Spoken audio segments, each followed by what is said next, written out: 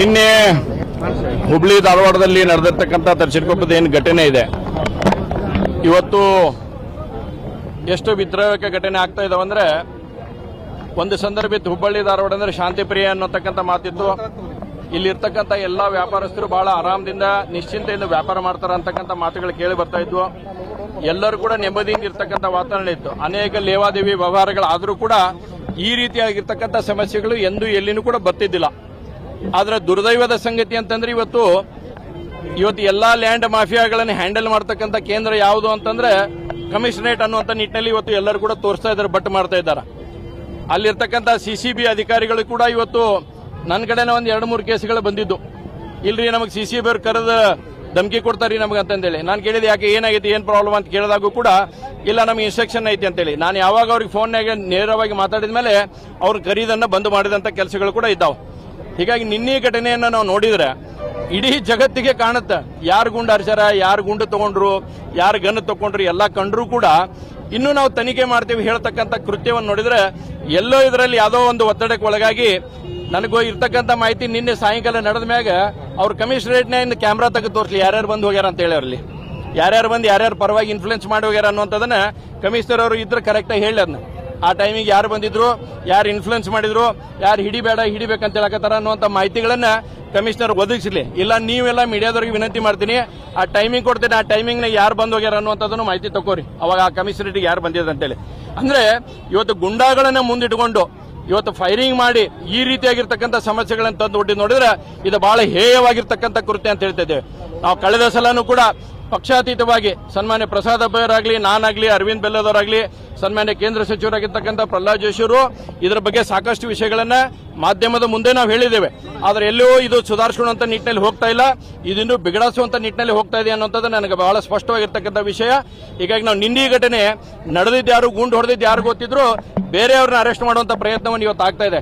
ನಾನು ಬಹಳ ಸ್ಪಷ್ಟವಾಗಿ ಹೇಳಕ್ಕೆ ಇಚ್ಛೆಪಡ್ತೇನೆ ಕಮಿಷನರ್ ಅವರಿಗೆ, ನೀವು ನಿನ್ನೆ ಘಟನೆಯಲ್ಲಿ ಇದ್ದಂಥವ್ರು ಕ್ರಿಸ್ಟಲ್ ಕ್ಲಿಯರ್ ಅದಾರ ಯಾರದಾರ ಅಂತ ಹೇಳಿ, ಇದಕ್ಕೆ ಇನ್ಫ್ಲುಯೆನ್ಸ್ ಮಾಡಕತ್ತಾರ ಅನ್ನೋಂಥವ್ರು ಯಾರನ್ನೋದು ಮಾಹಿತಿಯನ್ನು ತಾವು ಹೊರಗೆ ಹೇಳಿರಿ. ಇಲ್ಲ ಅಂತಂದ್ರೆ ನಾವು ಹೇಳದ್ ಕೊಟ್ಮೇಲೆ ನಿಮ್ದು ಏನು ಉಳಿಯಂಗಿಲ್ಲ ಅನ್ನೋಂಥದ್ದನ್ನ ಬಹಳ ಸ್ಪಷ್ಟವಾಗಿ ಹೇಳಕ್ಕೆ ನಾವು ಹೊಲಕ್ಕೆ ಹೋದ್ರಿ, ಅಲ್ಲಿ ಅವರು ಬಂದು ಟಿ ಚಾಲು ಮಾಡಿದ್ರು. ನಮ್ಮ ಹೊಲ ಅಲ್ಲೇ ಇನ್ನ ಕೂಡಿ ಜೇಡ್ ಐತ್ರಿ. ನಾವ್ ಏನಿದ್ರಿ ಮೊದಲ ಮಾಲಕರ ಕರ್ಸ್ರಿ, ಅವ್ನ ಹೊಲ ಕೊಟ್ಟ ನಿಮಗ ಹೊಲ ಕೊಟ್ಟ ಕರ್ಸಿದ ಮ್ಯಾಲ ನೀವು ಚಲೋ ಮಾಡ್ರಿ ಕೆಲಸ ಅಂತ ಹೇಳಿದ್ರಿ.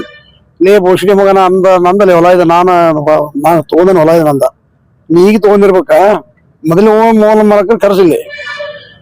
ಇಲ್ಲ ನಾ ಜಿಲ್ಲಿಗೆ ಎದ್ದು ಬಂದ ಲೇ ಮಗನ ಅಂದ. ನಾ ಹೇಳಿದ, ನಾವು ಮೊದಲು ಹೋಗಿ ನಾವು ಹೋರಾಟ ಮಾಡೋರು, ನಾವು ಈ ಹಿಡ್ದ ನೀನು ಏನ್ ಬೇಡ ಡಿಸಿಪ್ಲಿನ್ ನಿಂದಿಸ್ರಿ, ಬಂದ್ ಕೆಲಸ ಅವ್ರು ಬಂದು ಹೊಲ್ದಾರು ಬಂದ್ರಂದ್ರೆ ಅವ್ರು ನಾವು ಕೂಡಿ ಇದನ್ನ ಮಾಡ್ಕೊತೀವಿ, ಆಮೇಲೆ ನೀವು ಕೆಲಸ ಚಲೋ ಮಾಡ್ರಿ ಅಂತ ಹೇಳಿದ್ರು. ನಾವು ಅಷ್ಟಿಗೆ ಮಗನ ನೀ ಎಲ್ಲಿ ಡಿ ಸಿ ಕಡೆ ಹೋಗಿ, ಎಲ್ ಕಮಿಷನರ್ ಕಡೆ ಹೋಗಿ, ಎಲ್ಲಿ ಬೇಕಾದ್ರೆ ಹೋಗ್ಲಿ ಮಗನ ಗುಂಡ್ ಹಾಕ್ತಾನೆ ಅದನ್ನ ಮಾಡ್ತಾ ಅಂದಾರ. ಇಷ್ಟೇ ಬಿದ್ದರೆ ಏಕದಮ್ಗೆ ಹಂಗಂದ್ರು ಅವರು ಬಂದ. ಎಷ್ಟು ಜನ ಇದ್ರು ಸರ್ ಅವರು 10 ಜನ ಇದ್ರು.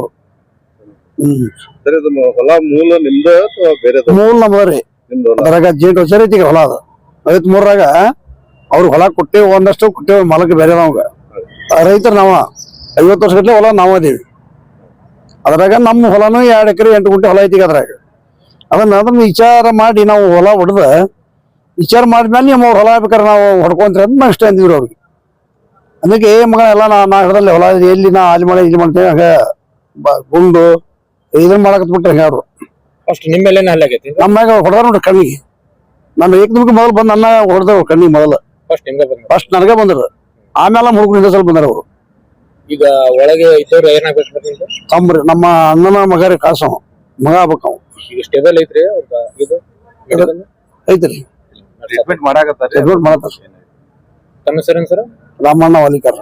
ನಮ್ಮ ಅಣ್ಣಾರ ಹೊಲಕ್ ಹೋಗ್ಯಾರ, ಹೊಲ್ದಾಗಿದ್ರಂತ್ರಿ. ಅಲ್ಲೇ ಇಟಾಜಿ ಹೋದಾರ ಮೊದಲು. ತಡ್ಸಿಂಗೊಪ್ಪ ಹದ್ದು ಸತ್ತೂರ್ ಹದ್ದು ತಡ್ಸಿಂಗೊಪ್ಪ ರೋಡ್ಗೆ ಐತ್ರಿ, ಅದ ಅಲ್ಲೇ ಹೊಲ ಐತ್ರಿ ನಮ್ದು. ಅಣ್ಣಾರ ಹೊಲ್ದಾಗಿದ್ದಾಗ ಇಟಾಜಿ ಚಾಲು ಮಾಡಿದಿಂದ, ಇಟಾಜಿ ಯಾಕೆ ಚಾಲು ಮಾಡ್ರಿಪ್ಪ, ಹೊಲ ನಮ್ದು ಇದು 53 ಸರಿ ನಂಬರು, ಇನ್ನೂ ಒಟ್ಟು ಕೂಡಿ ಜಾಸ್ತಿ ವಾಟ್ನಿ ಆಗಿಲ್ಲ, ಚಲೋ ಮಾಡ್ಬೇಡ, ನಿಮ್ಗೆ ಯಾರು ಹೊಲ ಕೊಟ್ರಲ್ಲ ಅವ್ರನ್ನ ಕರ್ಸ ಅಂತ ಹೇಳಿದ್ರ ಅಣ್ಣಾರಿ. ಅಂದಾಗ ನಾವ್ ಹೊಲ ತಗೊಂಡ ಮಗನ, ನೀನು ಬೇಕಾದ್ರೆ ನೀ ಕರ್ಸ್ಕೊ, ನಾವ್ ಕರ್ಸೋದಿಲ್ಲ ಅಂತಂದ್ರ ಆವಾಜ ಶಬ್ದದಿಂದ ಬೇದಾಡ್ಯಾರ ಅವ್ರು. ಹೊಲ್ಸ ಬೇದಾಡ್ದಿಂದ ಅವ್ರ ಮೇಲೆ ಹಲ್ಲೆನೂ ನಡ್ಸ್ಯಾರಿ. ದಡಸ್ತಿಂದ ಅವ್ರು ನಮಗ ಎಲ್ಲಾರ್ಗಿ ಆಮೇಲೆ ಹೊಲ್ದಾಗ ಗುರ್ತಾದಿಂದ ಹಾದ್ ಹೋಗಾರ ಫೋನ್ ಮಾಡಿದ್ರು, ಇಲ್ಲ ಹಿಂಗ್ ಜಗಳ ನಡೆದೈತೆ ಅಂತ. ಹೋದ್ ಜಾಗ ಯಾಕೆ ಮಾಡತ್ತಿರಪ್ಪ ಅಂತ ಕೇಳಿದ್ರೆ, ಮಕ್ಕಳ್ರೆ ನೀವ್ ಎದಕ್ ಬಂದಿರ, ರೋಡ್ ಬಿಟ್ಟು ಏನಾರು ತಳಗಿದ್ರೆ ಗುಂಡ ಹಾಕ್ತೇವ್ ನಿಮಗ ಅನ್ನೋದು, ಧಮ್ಕಿ ಕೊಡೋದು ಇಂಥವೆಲ್ಲ. ಈಗ ಸುಮಾರು ಇನ್ನೂ ಒಂದು 3 ಲ್ಯಾಂಡ್ ಅದ ನಮ್ಮ ಊರೊಳಗ, ಅಲ್ಲಿ ಹೋದೋ ರೈತರಿಗೆಲ್ಲ ಅನಿಗೆ ಪಿಸ್ತೂಲ್ ಹಿಡಿದು, ಅಂದ್ರೆ ಪಿಸ್ತೂಲ್ ಇವ್ರಿಗೇನ ಜೀವ ರಕ್ಷಣೆ ಕೊಟ್ಟಿರುವ ಶಿಕ್ಷಕರಿಗೆ ಗುಂಡು ಹಿಡಿಯಾಕ ಕೊಟ್ಟಿರುವ ಅಂತಿವ್ರು ಕಮಿಷನರ್ ಸಾಹೇಬ್ರು.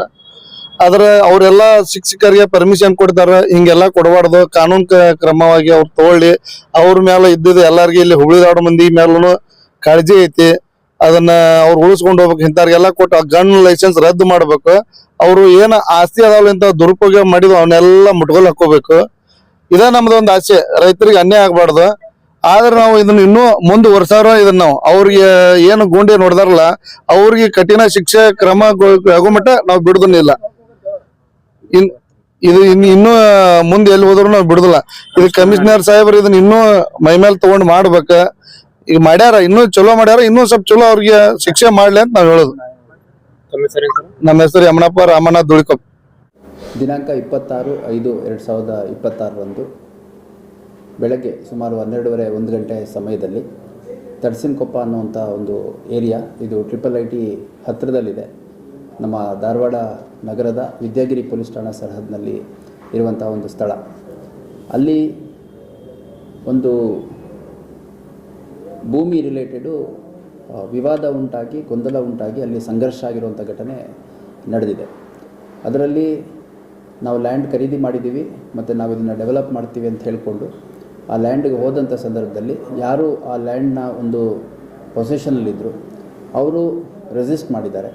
ಮತ್ತು ಅವರ ಕುಟುಂಬ ಸದಸ್ಯರು ಮತ್ತು ಅವರ ಕೆಲ ಸಂಬಂಧಿಕರನ್ನು ಅಲ್ಲಿ ಕರೆಸಿ ಮಾತುಕತೆ ನಡೆಸುವಂಥ ಸಂದರ್ಭದಲ್ಲಿ ಏಕಾಏಕಿ ಅಲ್ಲಿ ಹೋದಂಥ ವ್ಯಕ್ತಿಗಳು ತಮ್ಮಲ್ಲಿ ಇದ್ದಂತಹ ಒಂದು ಫೈರ್ ಆರ್ಮ್, ಒಂದು ಪಿಸ್ಟೋಲ್ ಮತ್ತು ಒಂದು ರಿವಾಲ್ವರ್ ಉಪಯೋಗಿಸಿ ಅದರಲ್ಲಿ ಫೈರ್ ಮಾಡಿರುವಂಥದ್ದು ಒಂದು ಘಟನೆ ನಡೆದಿದೆ.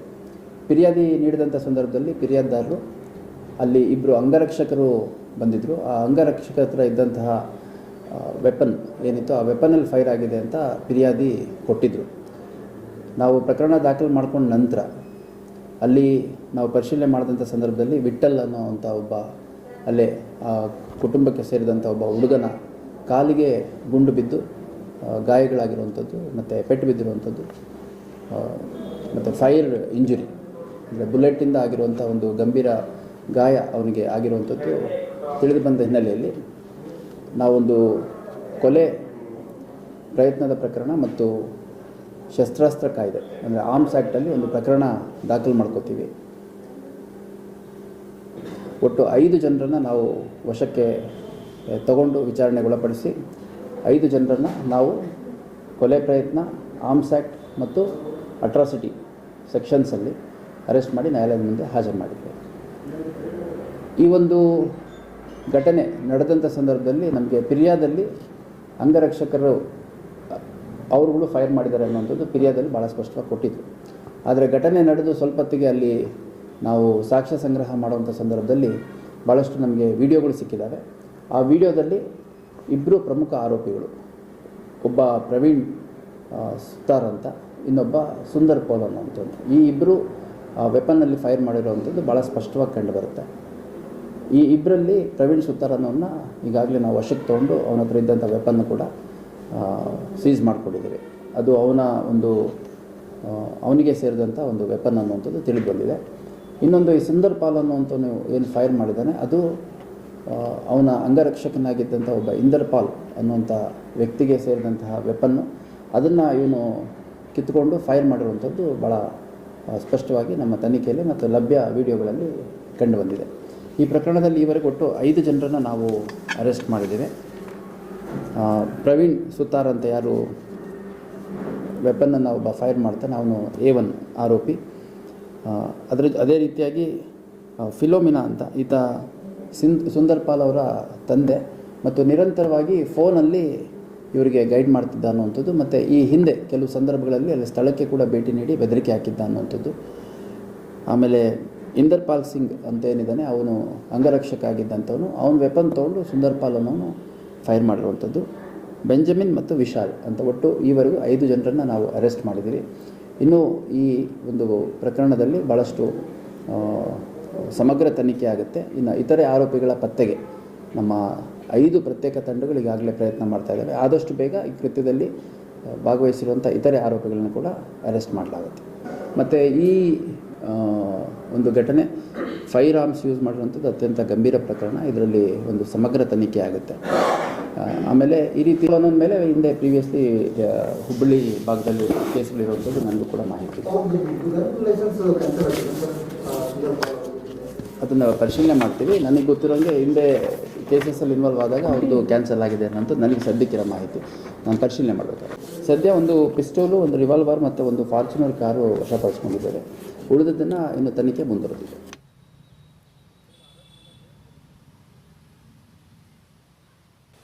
ಒಂದೇ ಗಡಿ ಅಂತ ಹೇಳ